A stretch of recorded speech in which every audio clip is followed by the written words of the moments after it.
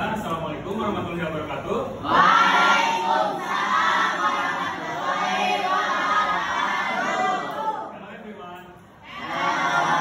How are you today? Thank you and you.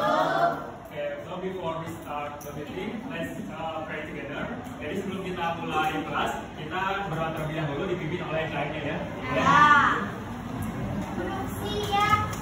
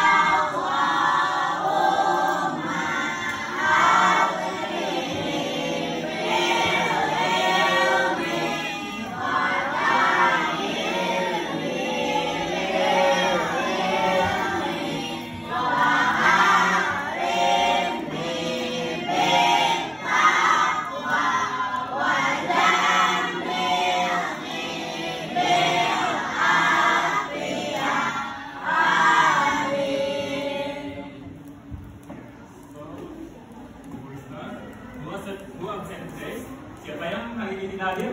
Andina. Where is he? Kemana dia? Di. Ada lagi? Kemana? Ada lagi?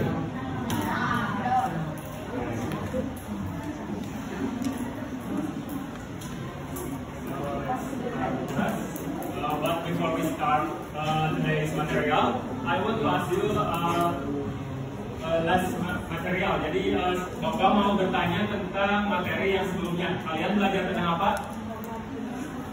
Yang sebelumnya? Network?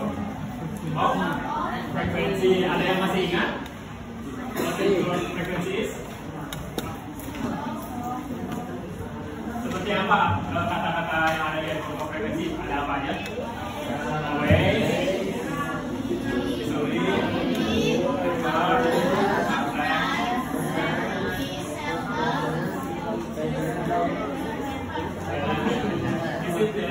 you must still remember the last material. And for today, we would like to learn about simple present tense. Sebelumnya ada yang pernah belajar tentang simple present tense? Belum? Nah, jadi di pembelajaran hari ini tujuannya itu kita akan to understand the use of the simple present tense more deeply, including positive, negative, and interrogative sentence. Jadi nanti kita akan mencoba untuk memahami penggunaan simple present tense dan juga membuat kalimat positif, negatif, dan interrogative. Dan yang kedua itu to construct sentences using the simple present tense to describe their study routines or learning habits in written form. Jadi nanti kita juga akan coba menyusun kalimat dengan simple present tense untuk menjelaskan study habits atau kebiasaan belajar kita dalam bentuk tulis. Jadi nanti kita akan fokus di menulis.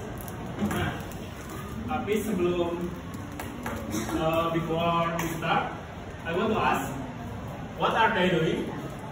Apa yang tiga orang ini lakukan? Ada yang mau coba jawab? Anak yang pertama, dia sedang apa? Membaca buku. Kemudian yang kedua? Ini. Yang ketiga? Nah, coba dalam bahasa Inggris. The first one is doing read a book. And the second? The last? Nah, itu disebut apa? Read terus play, dan eat itu disebutnya apa kalau dalam bahasa Inggris? Kata kerja. Nah, sekarang kita coba masuk ke simple present tense. Jadi, simple present tense is used to describe action or situation that are regular, habitual, or generally true. Jadi, simple present tense itu tenses yang digunakan untuk menjelaskan kejadian yang teratur, rutin, atau kebiasaan yang terus terjadi sehari-hari. Jadi, di sini tuh ada 4 ya. Pertama, fungsinya itu ada 4. The first one is general truth, atau kebenaran yang umum. Nah, jadi kebenaran umum itu hal-hal yang sebenarnya itu sudah pasti dan diketahui secara umum. Ada yang mau coba? Give the example. Ada yang mau coba? Kebenaran yang sudah diketahui secara umum. Ada yang tahu? Tidak? Contohnya itu water freeze at 0 degrees. Jadi air itu membeku di suhu 0 derajat. Nah, itu sudah pasti ya. Kalau air itu pasti akan membeku di suhu 0 derajat. Nah, itu untuk general truth. Dan kemudian yang kedua itu ada habits atau kebiasaan, yang berarti dilakukan secara terus. Nah, kalian punya kebiasaan tidak? Coba kebiasaan apa aja yang berhubungan dengan sekolah atau belajar? Ya, ada lagi? Menyiapkan jadwal. Ada lagi? Mencatat. Nah, itu masuknya kebiasaan ya. Untuk kebiasaan yang sehari-hari itu contohnya bisa seperti my father goes to work every weekdays. Jadi ayahku itu pergi bekerja setiap hari. Nah, itu untuk yang habits. Sampai untuk 2 ini sudah paham penggunaan simple present tense? Yeah. And the third is instruction atau instruksi. Jadi instruksi itu perintah ya, kata lainnya.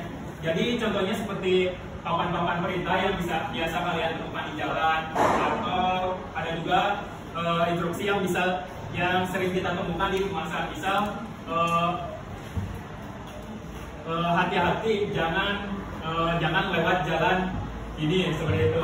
Ada yang mencoba? Instruksi yang biasa kalian baca? Jangan apa? Jangan sembarangan. Bahasa Inggrisnya?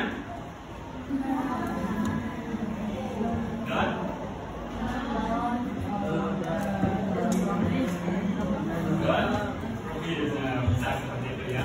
Atau seperti jangan masuk ke area ini, do not enter this area.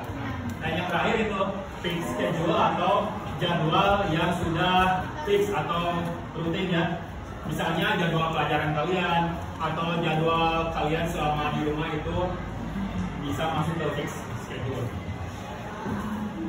And this is simple past tense structure. Sebenarnya ada 2 tipe, tapi untuk sekarang kita akan belajar yang nominalnya saja. Dan di sini ada 3 rumus. Pertama ada rumus positif, kemudian negatif dan interrogatif. Untuk yang rumus positif, the first is subject. Do you remember? Apa saja subjek? I, you,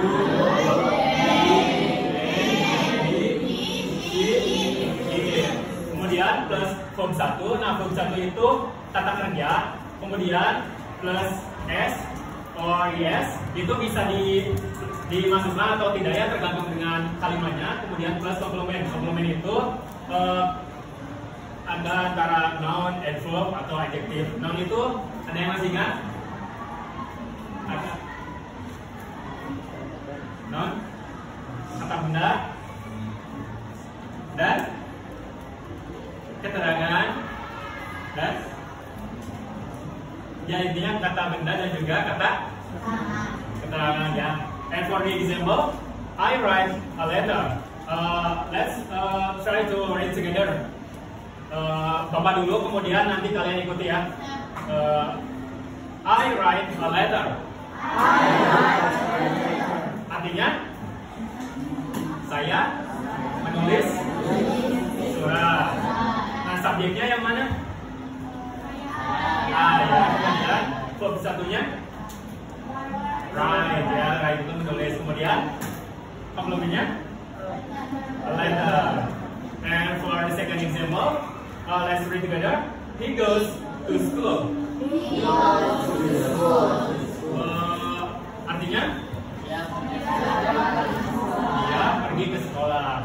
Untuk subjeknya itu he ya, kemudian verb satunya itu goes, kemudian komplemennya itu to school. Nah di sini bisa kalian lihat ya ada perbedaan untuk example, for the first example untuk verb satunya itu tidak ditambah s, sedangkan yang example kedua itu ditambah is. Itu ada yang tahu nggak kenapa?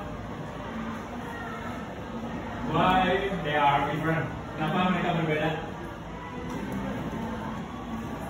Tidak? Nah bisa dilihat aja untuk subjeknya. Jadi untuk subjek Ayu Ide itu tidak ditambah s or es, and for subjek he, she, and it ditambah i ditambah s dan is di akhir verbnya. Dapat dipahami? Oke, so the next is negatif. Untuk rumusnya itu subjek plus do or does plus not plus verb one, and last is complement. And for the example, they do not know where to go. Jadi untuk negatif itu kebalikannya dengan kalimat positif. Simpelnya kalau kalimat positif itu mendukung, kalau negatif tidak mendukung. Jadi untuk yang negatif ditambah no. Jadi not itu apa? Not itu tidak. Nah jadi seperti contoh yang pertama kan, mereka tidak tahu kemana harus pergi. And for the second example, she does not bring an umbrella. Dia tidak membawa payung. And the last is interrogatif. Interrogatif itu kalimat pertanyaan. Jadi nanti di akhirnya kalian tambah tanda apa ini? Tanda tanya. And for the structure, what is do or does, and then plus subject plus verb one plus complement, and last is of course tanda tanya ya. Untuk contohnya itu, does he bring the book? Jadi apakah dia membawa buku? And the second example is, do you like it? Apakah kamu menyukai itu? Nah dari sini dapat kalian pahami structure simple past tense? Dapat? Oke, sekarang ini kita coba latihan terlebih dahulu ya. Bapak Ahmad bisa terlebih dahulu KPD-nya.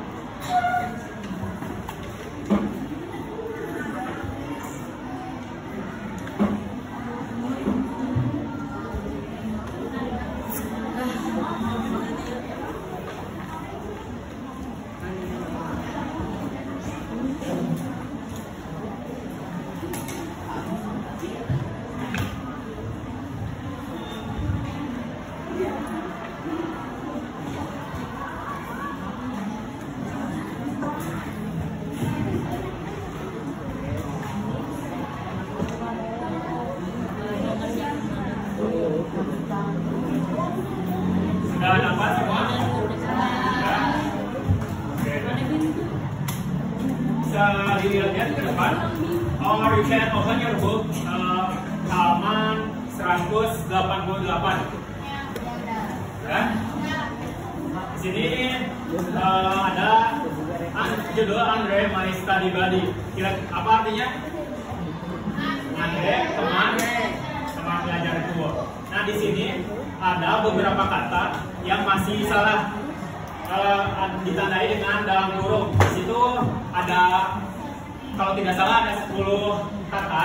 Nah itu adalah kata kerja tapi tulisannya itu belum benar. Jadi nanti kalian coba tambah s atau es atau tidak perlu di kata kerja tersebut.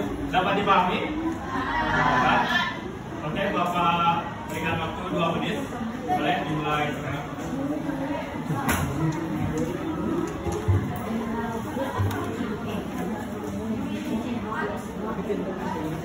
Yang ditulis di KPD-nya.